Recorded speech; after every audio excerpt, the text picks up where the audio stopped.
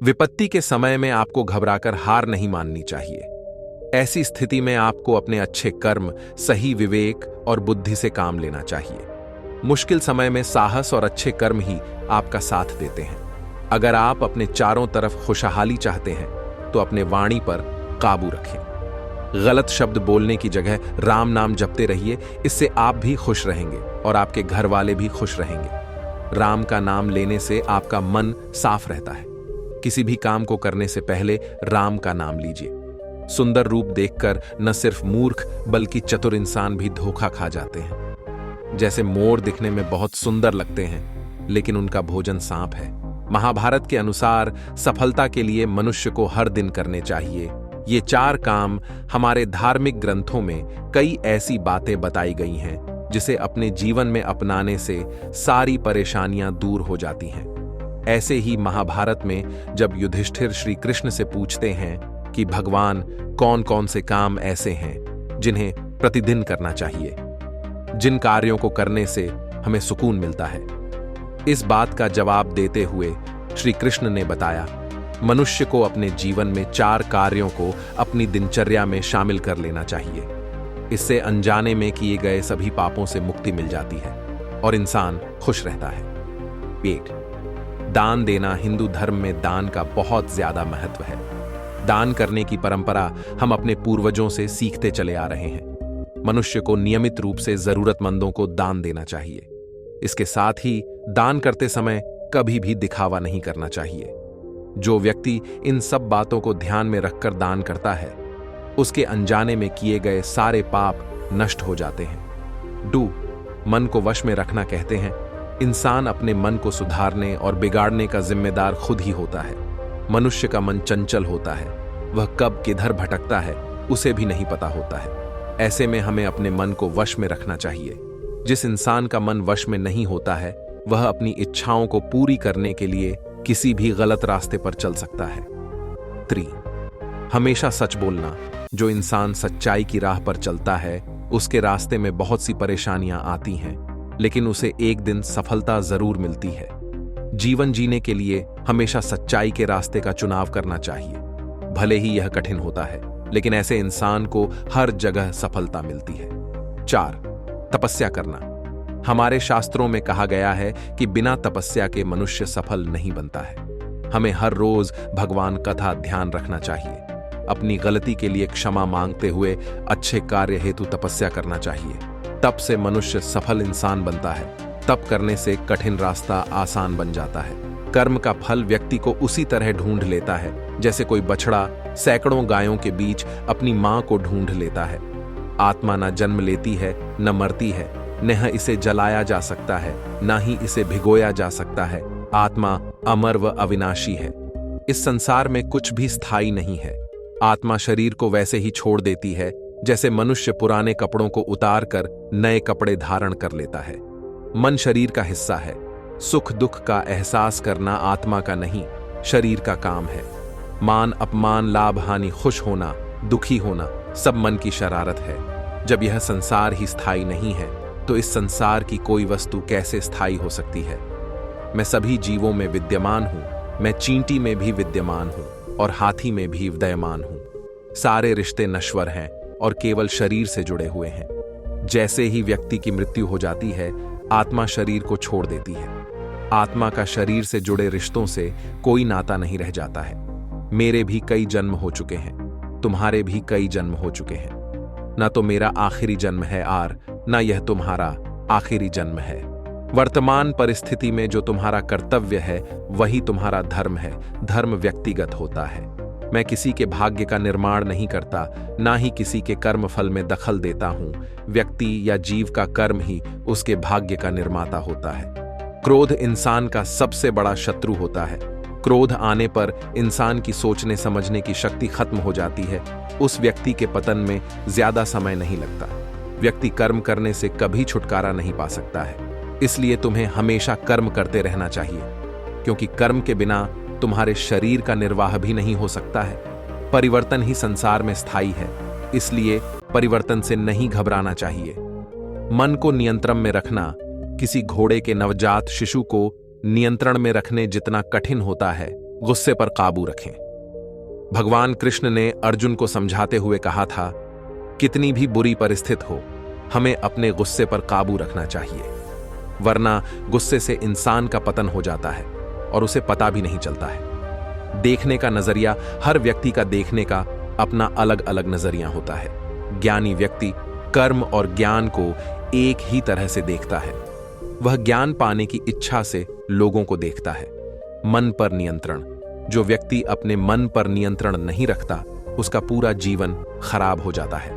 मन पर नियंत्रण कर आप अपने शत्रु को पराजित कर सकते हैं। खुद पर विश्वास, अगर मनुष्य खुद पर विश्वास करे तो वह अपने हर काम में सफलता प्राप्त कर सकता है। कहते हैं, इंसान वैसा ही बनता चला जाता है जैसा वह सोचता है। अभ्यास जरूरी है। कहते हैं, अगर आप किसी काम में आगे बढ़ना चाहते हैं तो उसके लिए आप हर रोज अभ्यास करते रहें। एक दिन सफलता जरूर मिलेगी। कठिन से कठिन काम को अभ्यास से हासिल किया जा सकता है। अपने नौकर की परीक्षा तब करें जब वह कर्तव्य का पालन न कर रहा हो। रिश्तेदार और सगे संबंधियों की परीक्षा तभी होती है जब आप किसी गंभीर मुसीबत में घिरे हुए होते हैं। आपकी पत्नी आपसे कितना प्यार करती है, इसकी परीक्षा तब होती है जब आप किसी संकट में चल रहे होते हैं। विपरीत परिस्थिति में ही सच्ची पत्नी की परीक्षा होती है। असली और स्वार्थी दोस्तों की परीक्षा संकट के समय ही होती है। अच्छा और पक्का मित्र वही होता है जो आपके सुख और दुख दोनों में काम आता है। आज के युग में हर इंसान की चाहत ज्यादा से ज्यादा पैसे कमाने और सुख भोगने की होती है। किसी को अकूत संपत्ति की चाहत होती है तो किसी को मान सम्मान की, वहीं कोई भागदौड़ की जिंदगी से दूर मोक्ष प्राप्त करने की कामना रखता है। इंसान को केवल 4 चीजों का ही मोह रखना चाहिए। इन 4 चीजों के अलावा दुनिया की हर एक बहुमूल्य चीज भी उसके सामने नहीं फेल है। आइए जानते हैं कौन सी 4 चीजों को दुनिया की सबसे बेशकीमती चीज बताया है। दुनिया में दान से बड़ा कोई चीज नहीं। इस दुनिया में भोजन और पानी का दान ही महादान है। इसके अलावा कोई और चीज इस दुनिया में इतनी बेशकीमती नहीं है। जो व्यक्ति भूखे प्यासे को भोजन और पानी पिलाता है वह ही पुण्य आत्मा है। इसलिए दान दुनिया की 4 चीजों में सबसे बेशकीमती चीज है। दूसरी कीमती चीज, एकादशी तिथि। आचार्य चाणक्य ने हिंदू पंचांग की 11 एकादशी तिथि को सबसे पवित्र तिथि बताया है। एकादशी तिथि पर पूजा, आराधना और उपवास रखने से भगवान विष्णु की विशेष कृपा प्राप्त होती है। एकादशी तिथि भगवान विष्णु को बहुत प्रिय होती है। सबसे ताकतवर मंत्र, इस दुनिया में गायत्री मंत्र से बड़ा कोई और दूसरा मंत्र नहीं है। माता गायत्री को वेद माता कहा जाता है। सभी 4 वेदों की उत्पत्ति गायत्री से हुई है। मां से बड़ा कोई दूसरा नहीं। आचार्य चाणक्य के अनुसार इस धरती पर मां ही सबसे बड़ी है। मां से न बड़ा कोई देवता, न कोई तीर्थ और न ही कोई गुरु है। जो व्यक्ति अपने माता पिता की सेवा करता है उसे और किसी की भक्ति करने की कोई आवश्यकता नहीं होती। इंसान के अंदर ऐसे 4 गुण होते हैं जो पैदाइशी होते हैं। इन गुणों को सिखाया नहीं जा सकता है। किसी भी व्यक्ति को विपरीत परिस्थितियों में अच्छा निर्णय लेना कभी नहीं सिखाया जा सकता है। जो व्यक्ति सही समय पर सही निर्णय लेता है वह अपने जीवन में जरूर सफलता होता है। कठिन से कठिन कंडीशन में धैर्य रखना मनुष्य का सबसे अच्छा गुण माना जाता है। कठिन समय में अपने धैर्य को बनाए रखने से इंसान बुरे समय से निकल जाता है, लेकिन धैर्य को सिखाया नहीं जा सकता है। यह गुण व्यक्ति के जन्म के साथ ही होता है। मीठा और अच्छा बोलना इंसान का सबसे अच्छा गुण माना जाता है। यह मनुष्य के स्वभाव में होता है। किसी को मीठा बोलना कभी भी सिखाया नहीं जा सकता। दान देना किसी व्यक्ति के स्वभाव में होता है। किसी भी इंसान की दान देने की क्षमता को कम या बढ़ाया नहीं जा सकता है। यह आदत उस इंसान के मन के अंदर में होती है, इसलिए किसी को दान देना नहीं सिखाया जा सकता। 4 ऐसी बातें बताई हैं जिन्हें हमेशा राज ही रखना चाहिए। आइए जानते हैं कि हमें कौन कौन सी बातें किसी दूसरे के साथ शेयर नहीं करनी चाहिए। हमें कभी भी पैसों के नुकसान की बात को किसी अन्य व्यक्ति को नहीं बतानी चाहिए, इसे राज ही रखना चाहिए। पैसे के नुकसान होने पर आपकी मदद कोई नहीं करेगा, इसलिए हमेशा इस बात की कोशिश करनी चाहिए कि अपने पैसों के नुकसान की चर्चा अन्य से भूल कर भी नहीं करना चाहिए। अक्सर लोग अपनी परेशानियों की चर्चा किसी अन्य को फौरन बता देते हैं। हमें इससे बचना चाहिए। यदि हम अपने दुख को दूसरों के साथ शेयर करते हैं तो दूसरे लोग इसका मजाक भी बना सकते हैं। पुरुषों को कभी भी अपनी पत्नी की नेगेटिव बातों के बारे में किसी दूसरे व्यक्ति को नहीं बताना चाहिए। ऐसा करने से वह व्यक्ति आपका मजाक बना सकता है और भविष्य में आपको परेशानी उठानी पड़ सकती है। यदि किसी मूर्ख व्यक्ति की वजह से आपको अपमान का सामना करना पड़े तो इस बारे में किसी अन्य व्यक्ति को ये बातें नहीं बतानी चाहिए। इससे आपकी प्रतिष्ठा में कमी आ सकती है। विदुर का नाम महाभारत के मुख्य पात्रों में लिया जाता है।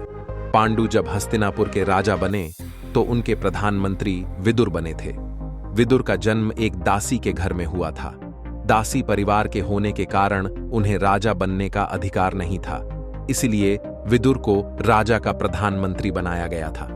विदुर पांडवों के बहुत करीब थे, वह सही का साथ देते थे। विदुर समय को देखते हुए अपने नीतियों के माध्यम से धृतराष्ट्र को भी समझाते रहते थे। जिस नीति से वह धृतराष्ट्र को समझाते थे उसे विदुर नीति कहा गया। आइए जानते हैं उन नीतियों के बारे में। दूसरों का उपकार हमेशा याद रखें। विदुर के अनुसार समय चाहे अच्छा हो या बुरा, हमें हमेशा दूसरों का उपकार याद रखना चाहिए। कुछ लोगों की यह गलत आदत होती है, बुरा वक्त खत्म होने के बाद वह लोगों की मदद को भूल जाते हैं। ऐसे लोग लंबे समय तक सीढ़ियों पर नहीं चढ़ पाते हैं। उन्हें जीवन में बहुत मुसीबतों का सामना करना पड़ता है। ऐसे लोगों की खुशी कुछ समय के लिए होती है। इंसान वहीं सफल होता है जो लोगों की मदद को याद रखें। बुद्धि जो व्यक्ति अपने जीवन में विवेक से कोई भी फैसला लेता है वह अपने लक्ष्य को प्राप्त करने में हमेशा सफल रहता है। उसे कोई समस्या नहीं होती है। वहीं अगर कोई व्यक्ति अपने जीवन में बिना सोचे समझे फैसला लेता है तो वह पूरी जिंदगी पछताता रहता है। अच्छा व्यवहार इंसान की पहचान उसके स्वभाव से होती है। अगर कोई व्यक्ति सरल और सजग स्वभाव का होता है तो उसे सभी पसंद करते हैं। वहीं अगर उलटे स्वभाव का व्यक्ति कभी किसी का प्रिय नहीं हो पाता है। लोग उसकी मदद करने से भी कतराते हैं। ज्ञान जिस व्यक्ति के पास ज्ञान होता है वह हर समस्या का समाधान निकाल लेता है। साथ ही लोगों की मदद भी बुरे वक्त में करके उनकी परेशानियों को कम कर देता है। ज्ञानी लोग अपने ज्ञान के दम पर समाज में अपनी जगह बनाते हैं। उन्हें किसी भी चीज की दिक्कत नहीं होती है। वह अपने ज्ञान से सब कुछ हासिल कर लेते हैं। पराक्रमी विदुर के अनुसार बहादुर व्यक्ति हमेशा अपने दम पर अपनी पहचान बनाता है। बुरे वक्त में भी वह घबराता नहीं है। अपने साथ साथ दूसरों की भी मदद करता है। इन्हीं कारणों से वह लोकप्रिय बन जाता है। कम बोलने वाला जो व्यक्ति कुछ भी बोलने से पहले सोच समझकर बोलता है उसे कभी किसी तरह की कोई दिक्कत नहीं होती है। लेकिन जो व्यक्ति ज्यादा बोलता है उसे समाज में जरा भी पसंद नहीं किया जाता है। क्षमता के अनुसार दान करने के लिए जरूरी नहीं कि आपके पास बहुत सारा धन हो तभी आप दान करें और लोगों को भोजन कराएं। दान करने के लिए आपका दिल बड़ा होना चाहिए। मीठी वाणी कहते हैं जो स्त्री मीठा बोलती है उसके झुंबा पर मां सरस्वती का वास रहता है। उसे कभी किसी प्रकार की दिक्कत नहीं होती है। मधुर वाणी वाले लोगों का साथ हर कोई देता है। संघर्ष विदुर के अनुसार यदि बगैर किसी संघर्ष के आपको कोई चीज मिलती है तो उसकी कीमत आपको समझ में नहीं आती है। वहीं अगर आप अपने जीवन में किसी चीज को कड़ी मेहनत के बाद प्राप्त करते हैं तो उसका एक अलग ही महत्व आपके जीवन में होता है। कई बार ऐसी परिस्थितियां आ जाती हैं जिसमें हमारा मनोबल टूटता नजर आता है। आप अपने जीवन में कभी हार नहीं मानेंगे। जिसके मन में पाप का वास हो गया है वह बाहर से कितनी भी कोशिश कर ले, खुद को साफ दिखाने का उसका मन वैसा ही रहता है। जैसे बर्तन में रखी शराब आग में झुलसने के बाद भी पवित्र नहीं होता है। जिस मनुष्य के अंदर अगर ज्ञान, गुण और शील न हो वह मनुष्य पृथ्वी पर बोझ के समान है। उसे इस धरती पर जीने का कोई हक नहीं है। ऐसा लोग धरती पर बोझ बनकर जिंदा है। अगर कोई इंसान पैसे को व्यर्थ में खर्च कर रहा है तो उसे पैसे के महत्व के बारे में नहीं पता है। ऐसे व्यक्ति स्वभाव से झगड़ालू होते हैं और स्त्रियों को परेशान करने वाले होते हैं। ऐसे लोगों का कब नाश हो जाता है इसका अंदाजा भी वह नहीं लगा पाते हैं। ऐसे लोगों से दूरी बनाकर रखनी चाहिए। जो मनुष्य लेन देन, भोजन, धन धान्य और व्यवहार से निर्लज्ज रहता है वहीं इंसान अपने जीवन में आगे बढ़ता है। उसे कोई भी व्यक्ति हरा नहीं सकता है। अपने कार्यों को अपने मन से करता है। मनुष्य के अंदर कुछ गुण स्वयं से उत्पन्न होते हैं, जैसे दान करना, मीठी बातें करना, लोगों की सेवा करना, समय पर सही गलत का निर्णय लेना। इसे कहीं और से नहीं सीखा जा सकता। जीवन की आपाधापी में हर इंसान अपने लक्ष्य को प्राप्त करने के लिए हाथ पांव मार रहा होता है, लेकिन किसी भी क्षेत्र में सफलता की सीढ़ियों पर चढ़ना इतना आसान भी नहीं होता है। अक्सर आपकी साधना के मार्ग या फिर कहें लक्ष्य की राह में तमाम मुश्किलें आती हैं। एक आम आदमी को समाज में आज जो भी समस्याएं या मुश्किलें दिखाई दे रही हैं, उनके बारे में मैंने बहुत पहले ही विस्तार से चर्चा कर दी थी। साथ ही उसके व्यवहारिक समाधान भी बताए थे। गुरु और गोविंद जब एक साथ खड़े हों तो उन दोनों में से आपको सबसे पहले किसे प्रणाम करना चाहिए? कबीरदास जी के अनुसार सबसे पहले हमें अपने गुरु को प्रणाम करना चाहिए, क्योंकि उन्होंने ही गोविंद के पास जाने का मार्ग बताया है। बड़ी पोथी पढ़ने का कोई लाभ नहीं है जब तक कि आप में विनम्रता नहीं आती है और आप लोगों से प्रेम से बात नहीं करते हैं। कबीर कहते हैं, जिसे प्रेम के 2.5 अक्षर का ज्ञान प्राप्त हो गया, वहीं इस संसार का असली विद्वान है। लंबे समय तक हाथ में मोती का माला फेरने से कुछ लाभ नहीं होने वाला है। इससे आपके मन के भाव शांत नहीं होंगे। चित्त को शांत रखने और मन को काबू रखने पर ही मन की शीतलता प्राप्त होगी। कबीरदास जी लोगों को अपने मन को मोती के माला के समान सुंदर बनाने की बात करते हैं। हमेशा जात पात का विरोध किया। उनका कहना था कि आप किसी से ज्ञान प्राप्त कर रहे हो तो उसकी जाति के बारे में ध्यान न दें, क्योंकि उसका कोई महत्व नहीं होता है। बिल्कुल वैसे ही जैसे तलवार का महत्व उसे ढकने वाले म्यान से ज्यादा होता है। यदि आपका मन साफ और शीतल है तो इस संसार में कोई भी मनुष्य आपका दुश्मन नहीं हो सकता है। लेकिन अगर आप अपने अहंकार को नहीं छोड़ेंगे तो आपके बहुत से लोग दुश्मन बन जाएंगे। ऐसे में यदि आप समाज में खुश रहना चाहते हैं तो किसी को भी अपना दुश्मन न बनाएं। सभी से प्रेम पूर्वक व्यवहार कीजिए, सभी आपके दोस्त बनकर रहेंगे। आदमी अपने रोजमर्रा की जिंदगी में कई तरह की छोटी मोटी गलतियां करता है, जिसके कारण उसके जीवन में उसे कई तरह की परेशानियां आती हैं। शास्त्रों में बताया गया कि व्यक्ति अपने कर्मों से अपनी आयु को कम और ज्यादा कर सकता है। महाभारत के अनुशासन पर्व में बताया गया है कि जो व्यक्ति पढ़ाई करते समय खाता है उसकी उम्र होती है। लंबी उम्र की इच्छा रखने वालों को भोजन करते हुए पढ़ना नहीं चाहिए। वास्तुशास्त्र के अनुसार मुख्य द्वार के सामने कभी भी पांव करके नहीं सोना चाहिए। ऐसा करने से आपकी उम्र कम हो सकती है। अगर आप भोजन करते समय झूठे मुंह उठ जाते हैं और फिर आकर भोजन करना शुरू कर देते हैं तो इस आदत को छोड़ दीजिए। यह आपकी उम्र को कम करता है। सूर्योदय होने के बाद और सूर्यास्त के समय सोना शरीर को रोगी बनाता है और उम्र को भी कम करता है। महाभारत के अनुशासन पर्व के अनुसार मंगल और शनिवार के दिन बाल कटवाना भी कम उम्र में बीमार होने की निशानी है। जीवन के कुछ कड़वे घूंट जिन्हें हर मनुष्य को पीना ही पड़ता है। जीवन अच्छाइयों बुराइयों का मिश्रण है। हर आदमी कुछ अच्छाइयों और कमियों से मिलकर बना होता है, इसीलिए वह खट्टे मीठे अनुभवों से होकर गुजरता है। लेकिन कभी कभार जिंदगी का सुनहरा सपना मनुष्य के लिए कड़वा सच बन जाता है। सफलता भी फीकी लगती है यदि कोई बधाई देने वाला न हो, और विफलता भी सुधन्र लगती है जब आपके साथ कोई अपना खड़ा हो।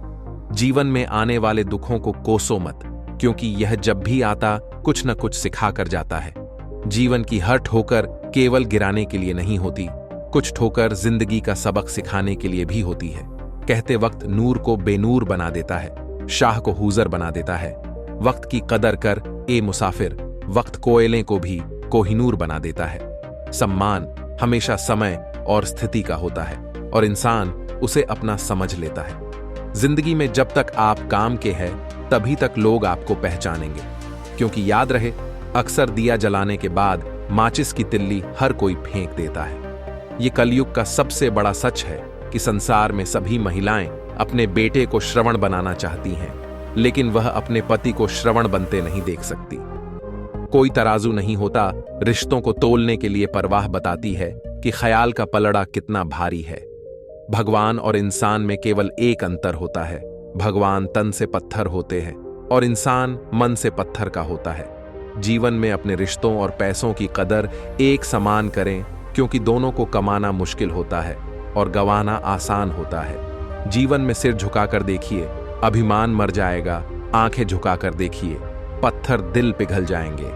जीभ पर लगाम लगाकर देखिए, क्लेश का कारवां गुजर जाएगा। सत्य कर्म करके देखिए, जीवन उजियारा नजर आएगा। इच्छा को दबाकर देखिए, खुशियां नजर आएंगी। किसी भी काम को सफलतापूर्वक करने के लिए मेहनत, ईमानदारी, लगन और दृढ़ निश्चय का होना बहुत जरूरी होता है। वक्त का दस्तूर कितना भी बदल जाए, लेकिन कुछ चीजें जो मनुष्य के जीवन को प्रभावित करती हैं, वे कभी नहीं बदलेंगी। जैसे शास्त्रों में कही बातें आज भी मनुष्य के जीवन को वैसे ही प्रभावित करती हैं जैसे सदियों पहले करती थी। हर मनुष्य अपने जीवन में ऊंचाइयों को पाना चाहता है, लेकिन कुछ काम ऐसे हैं जिन्हें जाने अनजाने करने पर हमें अपमान का सामना करना पड़ता है। ये बातें आज के जीवन पर भी वैसे ही पूरी तरह लागू होती हैं। मनुष्य के लिए बुरी संगत उस कोयले के समान है जो गर्म हो तो हाथ जला देता है और ठंडा हो तो हाथ काला कर देता है। अगर सफलता पाना है तो कभी भी बुरे वक्त और हालात पर रोना नहीं चाहिए, क्योंकि मंजिल भले ही दूर सही पर घबराना मत, क्योंकि नदी कभी नहीं पूछती कि समंदर अभी कितना दूर है। अध्यापक और जिंदगी में बस इतना ही फर्क है। अध्यापक सबक सिखाकर इम्तिहान लेता है, जिंदगी इम्तिहान लेकर सबक सिखाती है। संयोग भगवान का बचा हुआ गोपनीय रास्ता है। क्रोध मूर्खों की छाती में बसता है। बुद्धि का सही उपयोग ज्ञान नहीं कल्पनाशीलता है। भीड़ के साथ चलना आसान होता है, क्योंकि भीड़ व्यक्ति को हौसला देती है, लेकिन यह भी एक कटु सत्य है कि भीड़ आपसे आपकी पहचान छीन लेती है। मुश्किलों से भाग जाना आसान होता है। हर पहलू जिंदगी का इम्तिहान होता है। डरने वाले को मिलता नहीं कुछ जिंदगी में, लड़ने वालों के कदमों में सारा जहान होता है।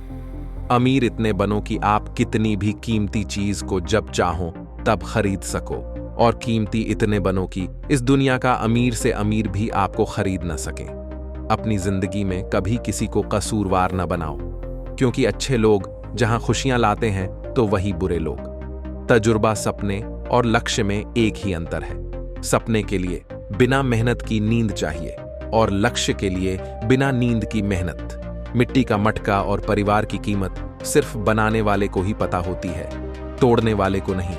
पानी में गिरने से किसी की जान नहीं जाती, जान तभी जाती है जब तैरना नहीं आता। ठीक उसी प्रकार परिस्थितियां कभी समस्या नहीं बनती। समस्या जीवन में तभी बनती है जब हमें परिस्थितियों से निपटना नहीं आता। प्रशंसा चाहे जितनी भी करो, लेकिन अपमान सोच समझकर करना, क्योंकि अपमान वो उधार है जो अवसर मिलने पर हर कोई ब्याज समेत चुकाता है। जीवन में गिरना भी अच्छा होता है। अपनी औकात का पता चलता है, बढ़ते हैं। जब हाथ उठाने को तो अपनों का पता चलता है। पानी की बूंद जब नदी में होती है तब उसका कोई अस्तित्व नहीं होता है, लेकिन जब वही बूंद पत्ते पर होती है तो मोती की तरह चमकती है। आपको भी जीवन में ऐसा मुकाम हासिल करना है जहां आप मोती की तरह चमको, क्योंकि भीड़ डच का काम ही है। आपकी पहचान को दबना भरोसा एक ऐसा हथियार है जो खुद के पास रखोगे तो ताकत बनेगी, वही अगर दूसरों पर रखोगे तो कमजोरी बनेगी। संघर्ष में आदमी अकेला होता है और सफलता में दुनिया उसके साथ होती है। ये बात सच है। जिस जिस पर यह जग हंसा है उसी ने एक दिन इतिहास लिखा है। ऊंचा उड़ने के लिए पंखों की जरूरत पक्षियों को होती है। इंसान तो जितना नीचे झुकता है उतना ही ऊपर जाता है। अच्छे व्यवहार का आर्थिक मूल्य भले ही ना हो, लेकिन अच्छा व्यवहार करोड़ों दिलों को खरीदने की ताकत रखता है। मनुष्य सुबह से शाम तक काम करके उतना नहीं थकता जितना क्रोध और चिंता से एक क्षण में थक जाता है। जीवन में अगर सफल होना है तो याद रखना, तुम्हें काम उसी नसीहत पर करना है जो तुम दूसरों को देते हो। पांचवा वेद माने जाने वाले महाभारत के सभी पात्रों की अपनी एक अलग विशेषता थी। मसलन किसी के पास 10,000 हाथियों का बल था तो किसी के पास तेज दिमाग और कूटनीति, तो वहीं कोई वेदों, शास्त्रों और धर्म नीति का झांता था। अपने अपने इन्हीं गुणों के कारण उन्हें समाज में सम्मान प्राप्त था। इन सभी पात्रों में एक नाम ऐसा था जिनकी बुद्धिमता और ज्ञान को आज भी पूजा जाता है। महात्मा विदुर नीति के महान ज्ञाता और दूरदर्शी थे। उन्हें संपूर्ण वेदों और शास्त्रों का ज्ञान था। उनकी नीति आज भी लोगों को सही राह दिखाने का काम कर रही है। विदुर के अनुसार 6 ऐसी चीजें हैं जिनके पास होने पर कोई व्यक्ति संसार के सभी सुखों को भोग पाता है। इन 6 चीजों को हासिल करने वाले व्यक्ति को ही वास्तव में भाग्यशाली कहा जा सकता है। तो आइए जानते हैं आखिर वो कौन सी 6 चीजें हैं जिनके होने से किसी भी इंसान का भाग्य चमक जाता है और वह धरती के सभी सुखों को भोगता है। विश्व में मनुष्य के पास ज्ञान ही एकमात्र ऐसा धन है जिसे कोई चोरी नहीं कर सकता और चाहकर भी बांट नहीं सकता। शास्त्रों में इस बात वर्णन है कि ज्ञान ही इंसान की सबसे बड़ी दौलत है। व्यक्ति का ज्ञान सदैव उसके लिए विपरीत समय में एक हथियार की भांति कार्य करता है और हमेशा व्यक्ति के साथ ही रहता है।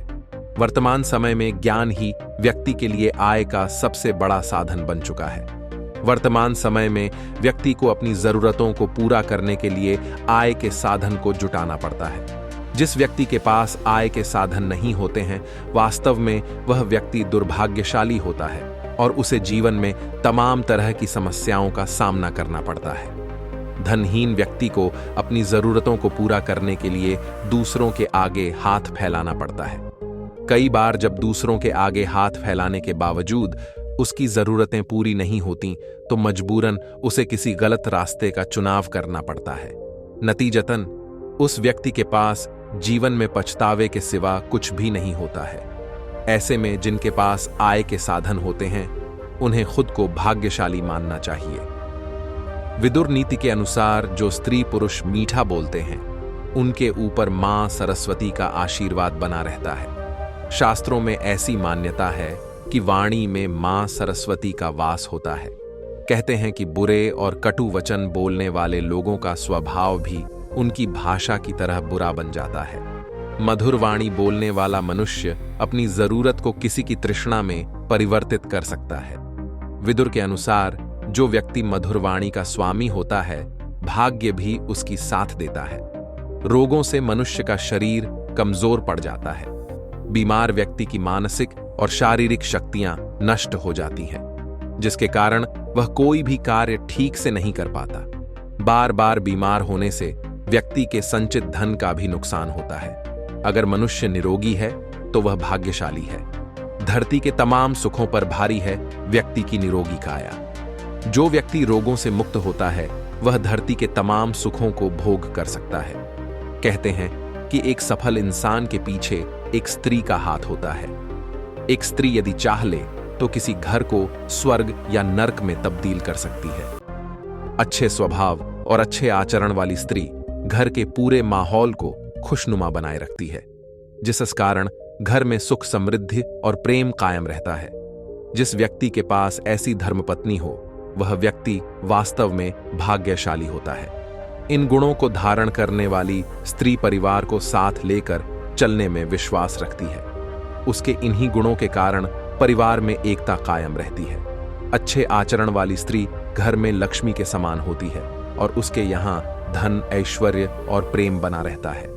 हर दंपत्ति की कामना होती है कि उसकी संतान आज्ञाकारी और उसके कुल का नाम रोशन करने वाली हो। विदुर ने आज्ञाकारी संतान की तुलना उस सुगंधित पुष्प से की है जो समस्त उपवन को अपनी खुशबू की महका देता है। वहीं अगर संतान आज्ञाकारी न हो, समस्त कुल का नाश कर देती है। ऐसे में जिनकी संतान आज्ञाकारी होती है, वह वाकई सुखी और सौभाग्यशाली है। गीता में जीवन के सार का वर्णन बहुत ही विस्तार से किया है। गीता को भगवान श्री कृष्ण का ही एक स्वरूप माना गया है। गीता में मनुष्य के जीवन को सफल बनाने के लिए की सूत्रों का वर्णन किया गया है। जीवन में सफलता प्राप्त करने के लिए भगवान श्री कृष्ण के जीवन से जुड़ी तमाम बातों का अध्ययन करके सीखा जा सकता है। आइए जानते हैं भगवान कृष्ण के जीवन से जुड़ी कुछ अहम बातें। पहला बात, शांत स्वभाव रखकर काम करना। वैसे तो भगवान श्री कृष्ण बचपन में बहुत नटखट स्वभाव के थे। विपरीत परिस्थितियां आने पर उनका स्वभाव हमेशा शांत रहता था। कृष्ण जी भगवान विष्णु के अवतार थे और वे यह बात जानते भी थे कि कंस मामा उन्हें बार बार मारना चाहते थे। फिर भी वे शांत रहते थे और समय आने पर कंस के हर प्रहार का मुंह तोड़ दिया। इससे सीख मिलती है कि कठिन समय में भी अपने शांत स्वभाव का त्याग नहीं करना चाहिए। दूसरा, बात साधारण जीवन जीना। भगवान श्री कृष्ण हमेशा साधारण जीवन जीने में विश्वास करते थे। गोकुल के राजघराने में परविश होने के बावजूद वह अन्य सामान्य बालकों के साथ रहते, खेलते और घूमते रहते थे। उन्हें कभी भी अपने राजघराने का घमंड नहीं था। तीसरा बात, कभी हार न मानना। कभी भी उनका मन बुरा समय आने पर घबराता नहीं था। वह विपरीत परिस्थितियों का डटकर मुकाबला करते थे। उनका मनाना था बुरे समय में विवेकपूर्वक काम करना चाहिए। भगवान श्री कृष्ण ने कभी भी हार न मनाने का संदेश दिया था। अंत का प्रयास करते रहना चाहिए, भले ही परिणाम हमारे पक्ष में क्यों ना हो। चौथा, बात दोस्ती निभाना। कृष्ण और सुदामा की दोस्ती को कौन नहीं जानता। यह दोस्ती महज दोनों के प्रेम के कारण नहीं, बल्कि एक दूसरे के प्रति आदर के कारण भी प्रसिद्ध है। किंतु आज के जमाने में दोस्ती के असली मायने कोई नहीं जानता। श्री कृष्ण ने हमेशा अपने मित्र सुदामा और अर्जुन का साथ दिया था। पांचवा बात, माता पिता का हमेशा आदर करना। श्री कृष्ण को जन्म देवकी ने दिया था, लेकिन उनका पालन पोषण यशोदा और राजा नंद ने गोकुल में किया, यह जानते हुए कि उनके अपने माता पिता उनसे दूर हैं। श्री कृष्ण ने उन्हें दिल से प्रेम किया। उनका आदर और सम्मान करने में कोई कसर न छोड़ दी।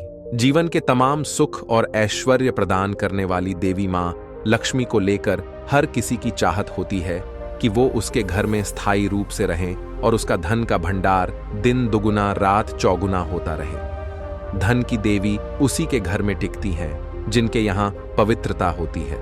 जो आलस्य को छोड़कर धर्म के पथ पर चलता हुआ कर्म करता है, वहीं बुरी आदतों वाले अकर्मण्य व्यक्ति के घर से धन की देवी रूठ कर चली जाती है।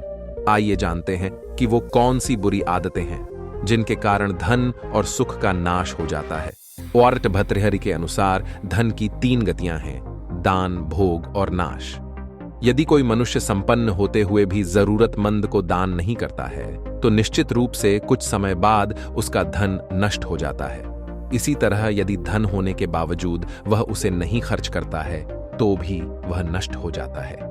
जबकि दान और भोग नहीं करने वाले व्यक्ति का धन तो अंतिम गति पाते हुए नष्ट हो ही जाता है।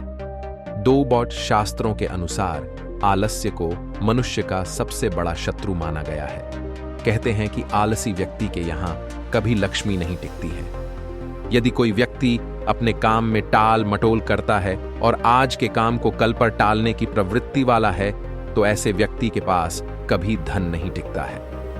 मां लक्ष्मी हमेशा कर्म एवं कर्तव्यनिष्ठ के यहाँ टिकती हैं, जबकि आलसी व्यक्ति के पास जो धन पहले से होता है वह भी नाश हो जाता है। 3. आलसी व्यक्ति की तरह दिन में सोने वाले व्यक्ति के घर में भी लक्ष्मी कभी नहीं टिकती है। ऐसे व्यक्ति का धन बहुत जल्दी समाप्त हो जाता है। शास्त्रों के अनुसार यदि धन की इच्छा हो तो कभी भी दिन में नहीं सोना चाहिए। हालांकि दिन में रोगी और बच्चे को सोने की छूट होती है। 4. मान्यता है कि कामी व्यक्ति के यहां भी मां लक्ष्मी नहीं ठहरती हैं। ऐसे व्यक्ति के पास कितना भी धन हो, वह बहुत जल्दी ही नाश हो जाता है। पौराणिक कथाओं में कामी व्यक्ति के पतन के तमाम उदाहरण मौजूद हैं। जहां देवराज इंद्र ने कई बार काम भाव के कारण अपनी सत्ता गंवाई, वहीं रावण के विनाश की भी यही वजह बनी थी। 5. काम की तरह क्रोध भी मनुष्य के धन के नाश का कारण बनता है। क्रोध व्यक्ति का सब कुछ छीन लेता है। शास्त्रों के अनुसार विपरीत परिस्थिति में कभी अपना आपा नहीं खोना चाहिए। विपत्ति के दौरान जो लोग संयम खो देते हैं और क्रोध करते हैं, उनका और उनके धन का अक्सर नाश होता है। शास्त्रों में क्रोध को असुरों का गुण कहा गया है और इसी कारण असुर हमेशा देवताओं से हारे हैं। 6. तन हो या धन, कभी भी भूलकर इसका अभिमान नहीं करना चाहिए। किसी भी प्रकार का घमंड विनाश का कारण बनता है। पौराणिक कथाओं में कई ऐसे उदाहरण मिल जाएंगे जिसमें व्यक्ति का सर्वस्व घमंड के कारण नाश हो गया। रावण, हिरण्यकश्यप, दुर्योधन, जरासंध, बाली सभी अपने घमंड के कारण सत्ता, धन आदि लुटा बैठे। 7. किसी के प्रति ईर्ष्या या फिर कहें जलन अक्सर इंसान की प्रगति में बाधक बनती है और अंततः उसके नाश का कारण बनती है। सही अर्थों में ईर्ष्या करने वाला व्यक्ति स्वयं को जलाता है। इसका उदाहरण हमें महाभारत में मिलता है। कर्ण एक महान योद्धा था, लेकिन उसके मन में अर्जुन को लेकर ईर्ष्या की भावना थी। इसी भावना के कारण वह सही और गलत का भेद करने में असमर्थ रहा और अंततः अर्जुन के हाथों ही मृत्यु को प्राप्त हुआ। 8. किसी भी चीज को लेकर ज्यादा मोह अहितकर होता है। सुख संपत्ति और धन के विनाश का कारण मोह भी बनता है। दरअसल जब किसी व्यक्ति को किसी चीज से अत्यधिक लगाव हो जाता है तो वह उसे पाने के लिए गलत और सही के बीच में भेद नहीं कर पाता है। नतीजतन वह अधर्म के रास्ते पर चलता हुआ अंततः अपना सर्वस्व लुटा बैठता है। बिल्कुल वैसे ही जैसे धृतराष्ट्र ने अपने पुत्र से मोह किया और परिणाम स्वरूप महाभारत का युद्ध हुआ। 9 शास्त्रों में कहा गया है, संतोषम परम सुखम, अर्थात संतोष ही जीवन का सबसे बड़ा सुख है, जबकि लालच मनुष्य को विनाश की ओर ले जाता है। लोभ के कारण आदमी वह सब कुछ भी खो देता है जो उसके पास होता है। इसलिए किसी दूसरे के धन को देखकर लालच नहीं करना चाहिए। कौरवों ने पांडवों के धन का लोभ किया, लेकिन अंततः धन और जन दोनों का नुकसान हुआ। 10. पराई स्त्रियों पर गलत दृष्टि रखने वाले व्यक्ति का मान सम्मान और धन सब कुछ नष्ट हो जाता है। जो व्यक्ति पर स्त्री पर संबंध रखते हैं या अनैतिक संबंध बनाते हैं, उन्हें जीवन में कभी सम्मान नहीं प्राप्त होता है। ऐसा चाल चलन न सिर्फ कलंक बल्कि धन और जीवन दोनों के नष्ट होने का कारण बनता है। मनुष्य को जब चिंता करने की गहरी आदत हो जाती है तो जीवन की कैस भी परिस्थिति क्यों ना हो, वह चिंतित ही रहा करता है। वह जीवन की सर्वोत्तम स्थिति में रहते हुए भी इस आदत के कारण एक दुष्चक्र में फंस जाता है। चिंता करने की आदत से दुर्बल होता है दृढ़ संकल्प व्यक्ति की वह आध्यात्मिक शक्ति, जिसकी सहायता से वह किसी कार्य को पूर्ण करता है, संकल्प शक्ति कहलाती है। इससे दूसरों के कल्याण के लिए जो विचार और योजनाएं उठती हैं, उन्हें शक्ति और दृढ़ता प्राप्त होती है।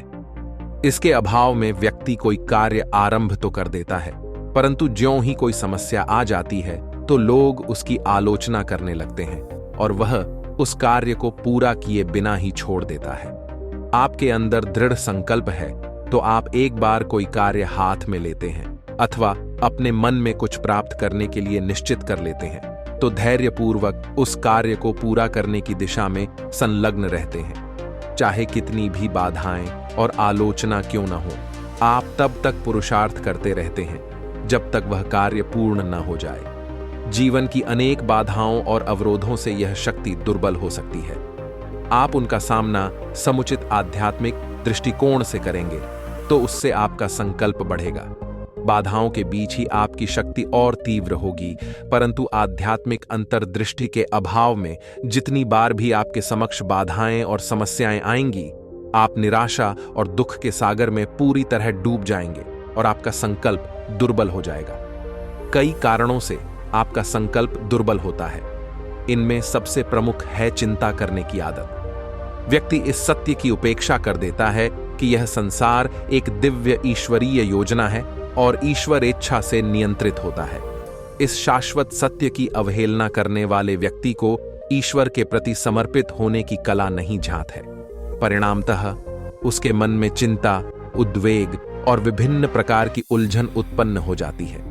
जब चिंता करने की आदत गहरी हो जाती है तो जीवन की कैसी भी परिस्थिति क्यों न हो, व्यक्ति चिंतित ही रहा करता है। वह जीवन की सर्वोत्तम स्थिति में रहते हुए भी इस आदत के कारण एक दुष्चक्र में फंस जाता है। वह जितना अधिक चिंतित होता है उतना ही उसका संकल्प दुर्बल हो जाता और वह उतनी ही अधिक चिंता करने लगता है। भय और व्यग्रता से भी संकल्प शक्ति क्षीण होती है। इससे व्यक्ति निराशावादी बन जाता है और उसका संकल्प दुर्बल हो जाता है। यदि आप सकारात्मक प्रतिक्रिया व्यक्त करने की कला में प्रवीण हो जाते हैं तो आपका संकल्प निरंतर बढ़ता जाएगा।